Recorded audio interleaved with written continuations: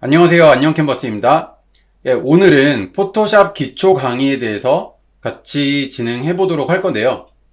포토샵에 대해서는 대부분 다 아실 거라고 저는 생각하고 있습니다.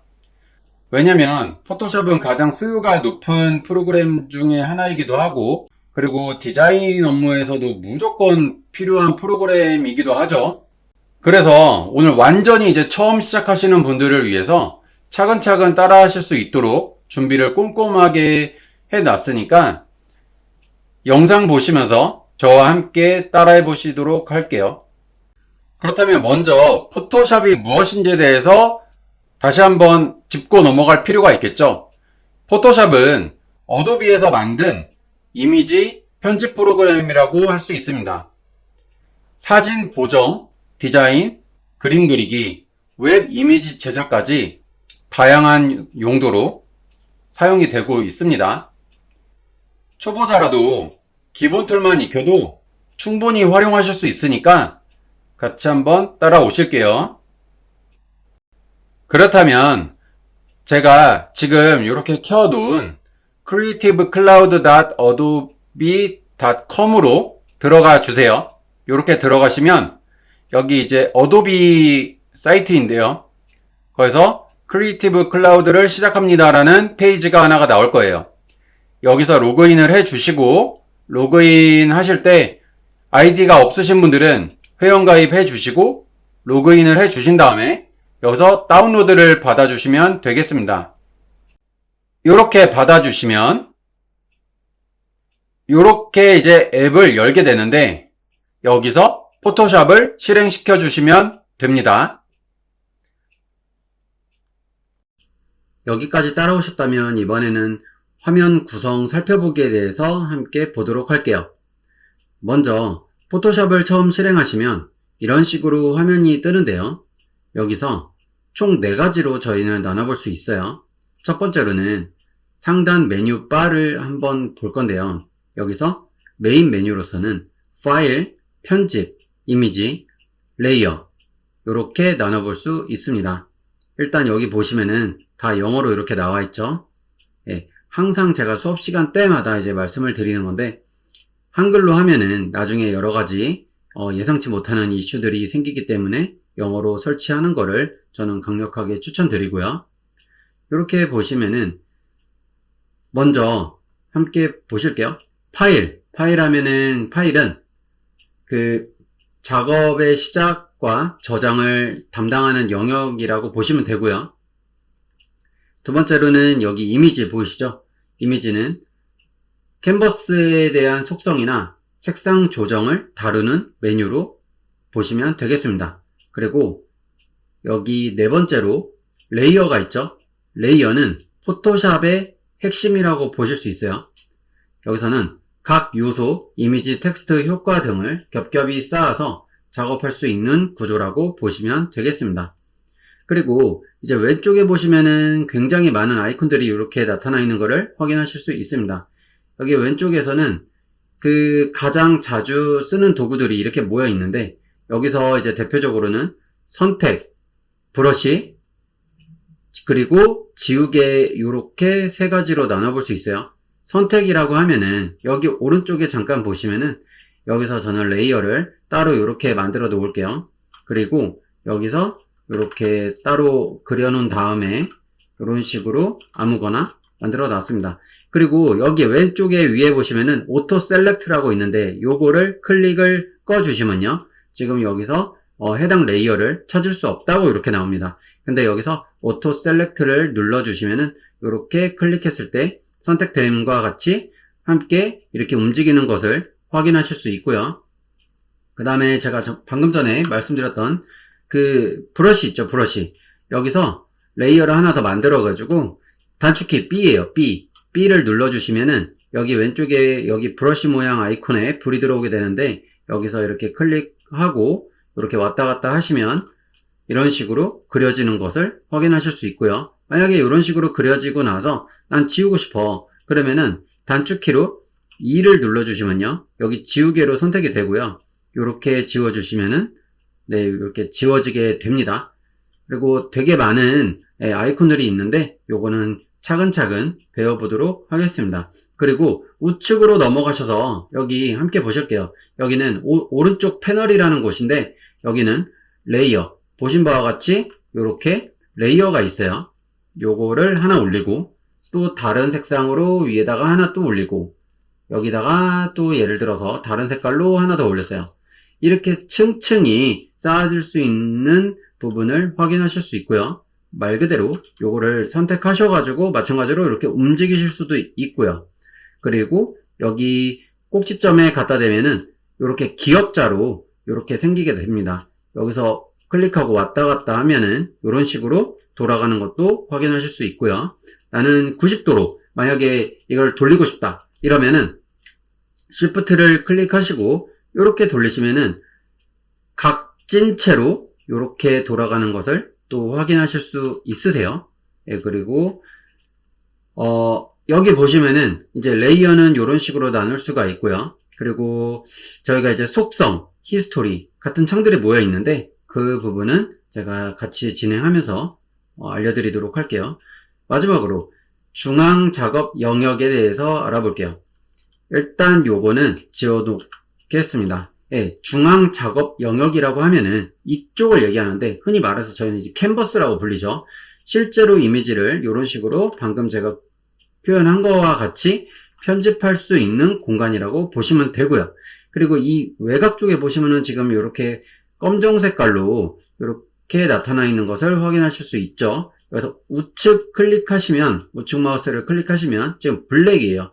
블랙으로 해놓고 이제 Alt키를 누른 채로 마우스 휠을 이런 식으로 줌 인앤아웃 하면은 당겨지고 가까워지고 이런 걸 확인하실 수 있는데 여기서 이제 다크 그레이로 했을 때 이런 식으로 변경되는 거 확인하실 수 있고요. 미디엄 그레이, 뭐 라이트 그레이, 커스텀 여러 가지로 나눌 수 있습니다. 근데 여기서 제가 블랙으로 해놓냐면은 블랙으로 해놔야지 이제 만약에 이런 컬러들이 들어갔을 때 혼동이 안 돼요.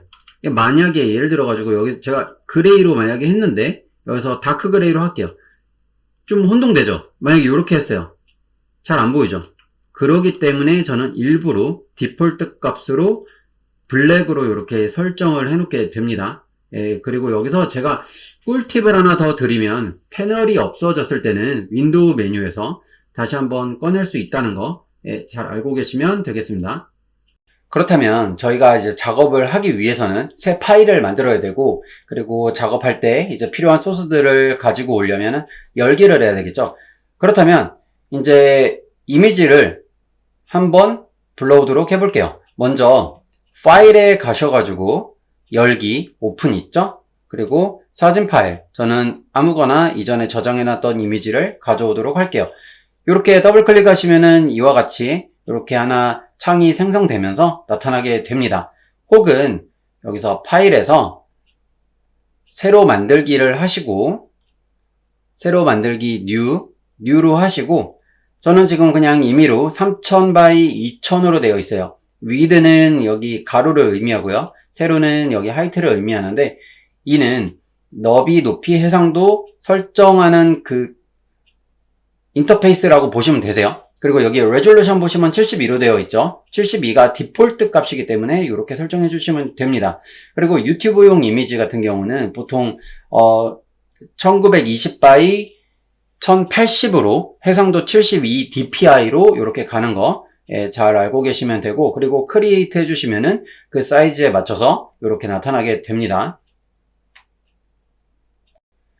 여기까지 잘 따라오셨다면 이번에는 이제 거의 다 왔어요. 이제 왼쪽에 툴바에서 보시면은 오늘은 딱 세 가지만 함께 정리를 해보도록 할게요. 먼저 보시면은 첫 번째로는 이동 툴이에요. 이동 툴은 무브 툴이라고 하는데 여기서는 단축키가 V로 제가 한번 알려드릴 수 있을 것 같아요.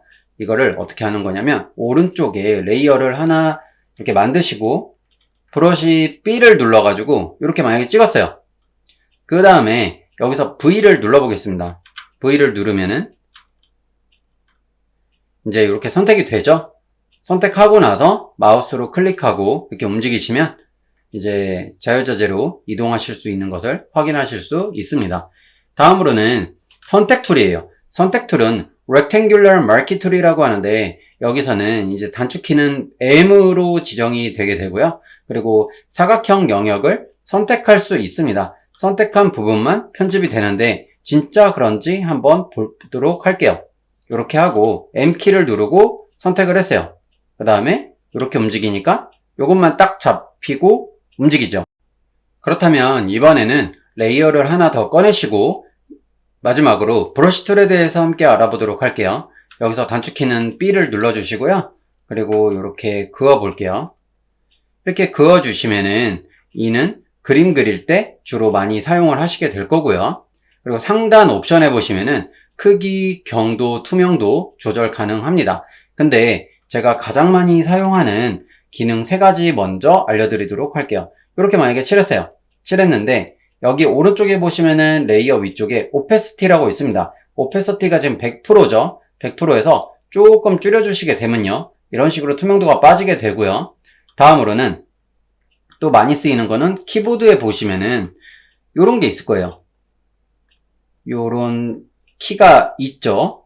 그 OP 오른쪽에 요런 그 기능들이 있고요. 요거를 눌러보시면은 먼저 첫 번째 걸 먼저 눌러볼게요.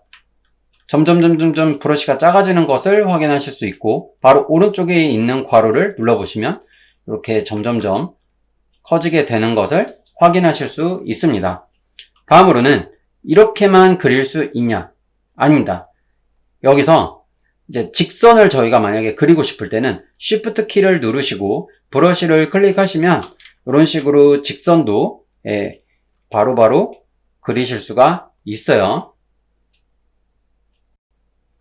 이제 여기까지 하셨다고 하시면 이제 저장을 해야 되겠죠? 이제 작업이 끝났다면 함께 저장하는 방법을 알아보도록 할게요. 첫 번째로는 파일에서요. 여기 세이브 가시면은 여기 컨트롤 S는 단축키고요. 이걸 눌러 보시면 이렇게 나타납니다. 여기서 이제 밑에 보시면 포토샵, 아니 PSB, PDF, TIF 이런 식으로 저장을 하실 수 있고요. 이렇게 하시게 되면은 용량이 좀 보통 크게 나타나고 다음으로는 이제 파일을 다른 이름으로 저장하는 방법이 있겠죠. 그럼 Save As, Save As인데 이거는 파일에서 여기 눌러보시면은 Save As가 있습니다. Ctrl Shift S가 되겠고요. 여기서 이제 양식은 똑같고 다른 이름으로 여기서 이렇게 이런 식으로 설정을 하실 수 있습니다. 근데 보통 저희가 웹으로 저장을 많이 하거든요. 그게 용량이 되게 적고 훨씬 이용하기에 편리하실 거예요. 그래서 그거는 Ctrl Shift Alt S를 눌러주시면 Save for Web이라고 있는데 이거는 웹으로 저장하기예요. 웹으로 저장하기고 여기서 뭐 GIF, JPG, PNG 이런 식으로 나눠서 저장을 하실 수 있습니다. 일단 뭐 지금 저장하는 건 아니니까 이렇게 넘어갈게요. 그래서 보통 요즘 디자인 하시는 분들은 SNS나 유튜브용으로 많이 제작하실 텐데 보통 이제 JPG나 PNG를 추천드립니다. 자, 이렇게 해서 오늘은 포토샵 화면 구성과 기본 툴 몇 가지를 함께 살펴봤는데요. 다음 강의에서는 레이어의 개념과 활용법에 대해서 함께 배워보도록 하겠습니다. 도움이 되셨다면 좋아요와 구독, 알림 설정도 부탁드리겠습니다. 감사합니다.